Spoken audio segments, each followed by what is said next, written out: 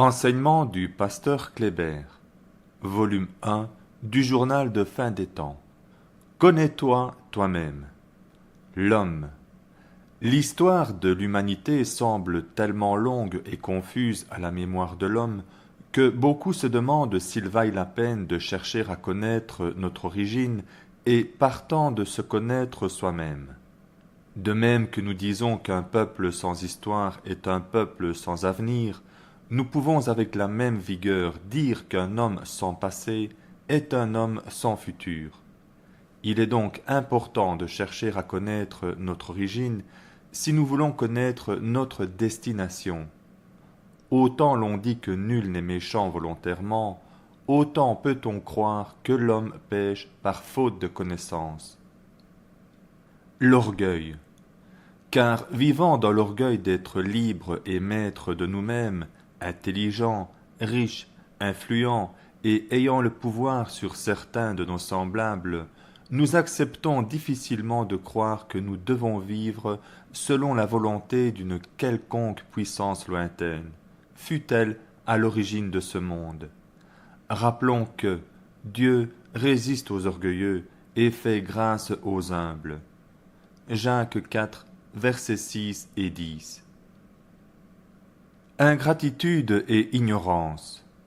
Cette attitude de rébellion et de rejet de l'Esprit de Dieu chez certains, de sommeil spirituel, d'inattention et de laxisme chez d'autres, dévoile et témoigne à la fois de l'ingratitude et de l'ignorance des hommes. Ingratitude parce que nous désobéissons à notre Créateur, à la manière des enfants qui refusent de prêter à leur donateur l'objet même que celui-ci leur a offert gracieusement. Apocalypse 14, verset 7. Ignorance, parce que pendant que nous croyons être très intelligents et puissants en vivant selon nos désirs, nous n'arrivons toujours pas à répondre avec exactitude à certaines questions existentielles qui semblent pourtant être liées à notre raison d'être. Qui de nous, par ces inquiétudes, peut augmenter un seul jour à sa vie? Matthieu 6, verset 27. La question existentielle. D'où venons-nous? Où allons-nous et pourquoi vivons-nous? Telles sont les interrogations qui distinguent l'homme des animaux. L'incapacité de répondre à ces questions fondamentales crée dans la tête des hommes le doute d'être tout-puissant.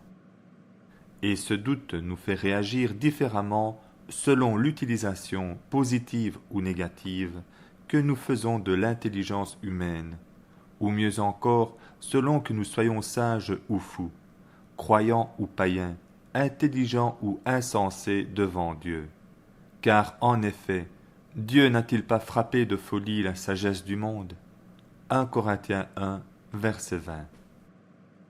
Réfléchissant positivement sur cette question, un savant du monde a affirmé « L'immensité cosmique m'effraie, et je ne puis admettre qu'il y ait une si grande horloge, le monde, et n'y ait point d'horloger, son créateur. » Le sentiment qu'exprime ainsi ce savant est la crainte de Dieu, qui est le début de la sagesse. Proverbe 9, verset 10. Toute personne sensée, intelligente, devrait savoir qu'elle vit sur un espace qui a existé avant elle et qui ne lui appartient pas, mais qui est la propriété du grand Créateur qu'on appelle Dieu, le miséricordieux. Ce Dieu nous a donné une intelligence certes limitée, mais suffisante pour le suivre dans ses commandements.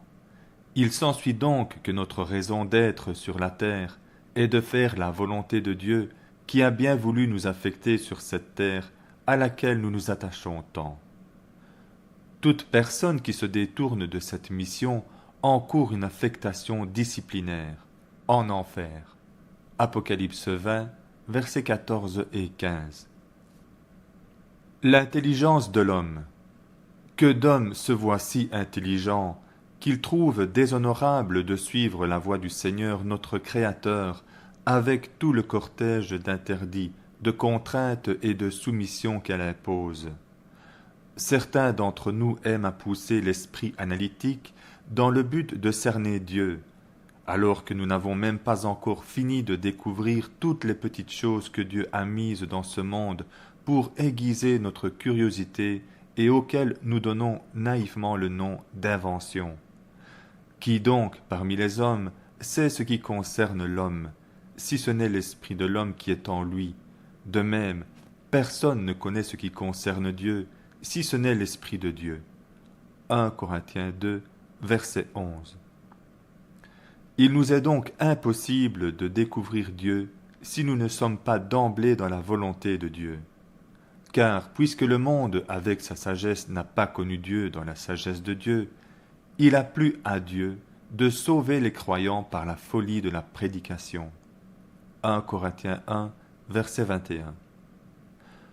Devant le Seigneur, le salut ne réside ni dans l'instruction, ni dans la classe sociale, ni même dans la beauté ou l'élégance physique du genre humain, mais plutôt dans la crainte de Dieu et dans le respect de sa parole.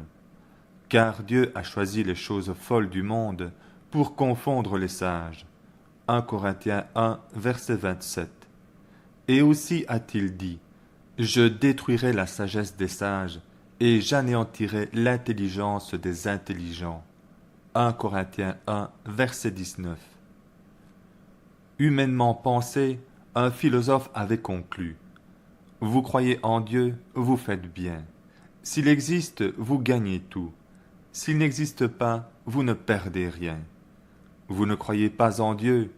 S'il existe, vous avez tout perdu.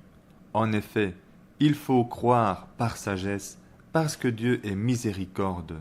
Il tolère que l'homme vienne à lui même par des calculs assez utilitaristes et intéressés, comme celui de Pascal ci-avant. La volonté de Dieu étant bien de sauver le plus grand nombre d'hommes. La colère de Dieu. Bien qu'il soit dit que notre Dieu est amour, qu'il est riche en bonté et lent à la colère, Exode 34, verset 6, il serait malheureux de s'attirer la colère de Dieu, qui est une malédiction. La colère la plus inoubliable de Dieu à l'égard du genre humain reste à notre connaissance la condamnation à mort venue du péché originel.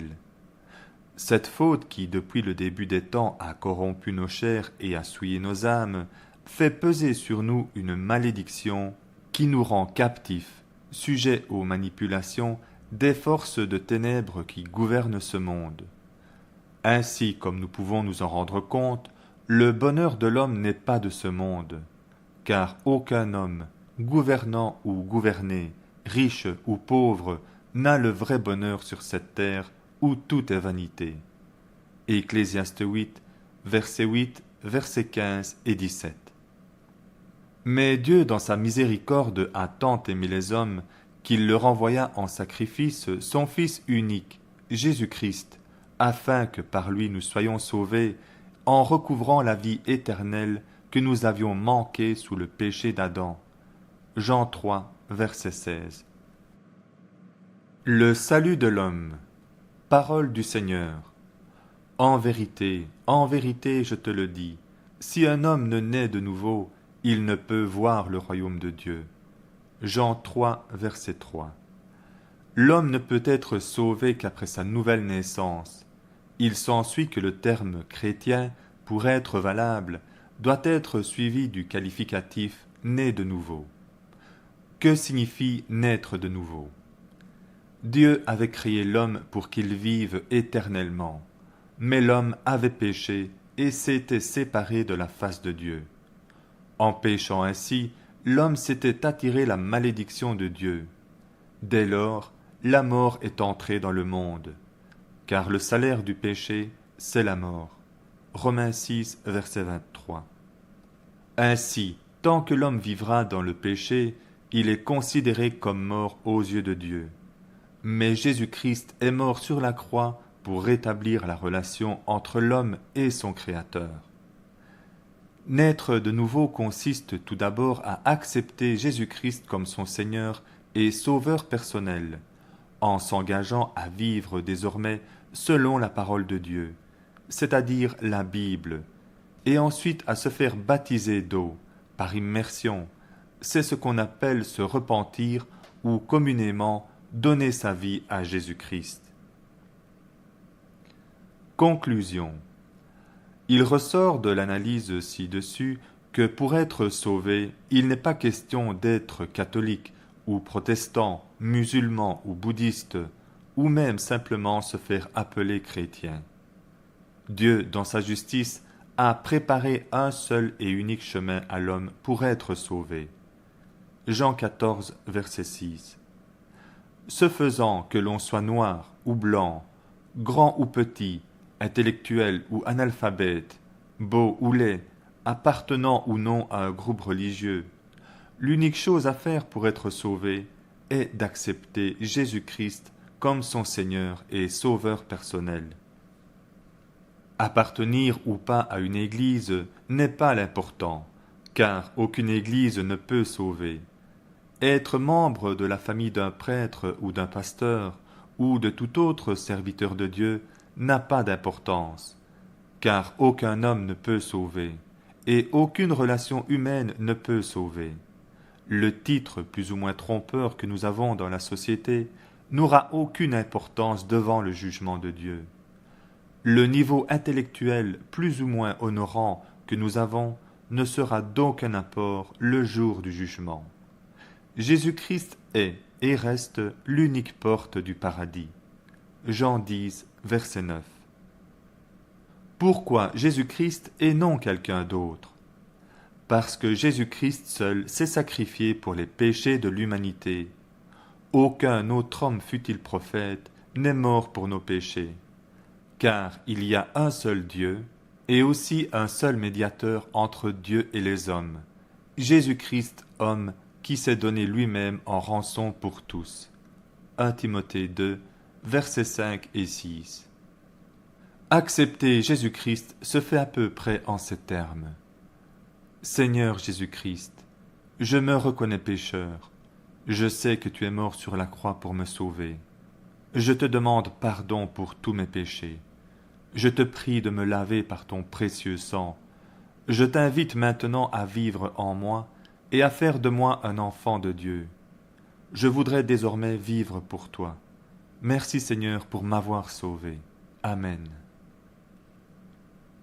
Voici qui est clair, que désormais le choix de la vie éternelle ou de l'enfer est au pouvoir de chaque homme.